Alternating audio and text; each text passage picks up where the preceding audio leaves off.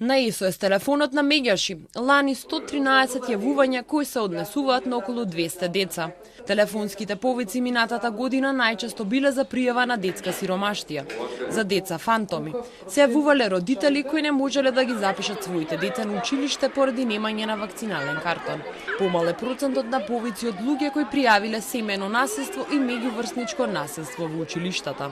Има недостаток на дополнителни градење на капацитети и вештини на наставниците да се соочат со овој проблем и работиме со нив на едукација, тренинзи, обуки, а и у меѓувреме стартуваме со одредени кампањи за подигање на јавната свест дека зборовите повредуваат и дека насилството треба да го препознаеме за да можеме да реагираме. Според досегашното искуство на Меѓаши, децата немаат доверба во институциите и се плашат дека нивната пријава нема да остане анонимна, па затоа најчесто возрастните се тие кои бараат помош на СОС детската линија. Според дел од експертите кои се работуваат со амбасадата, доколку се создаде можност да може да се пријавува и на социјалните мрежи, децата би собрале храброст да се јават и да побараат помош, да се консултираат или да пријават проблем.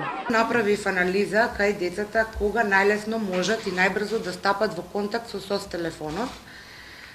Тие сепак ги избра мобилните телефони и најслободно се чувствуваат кога пишуваат на социјалните мрежи.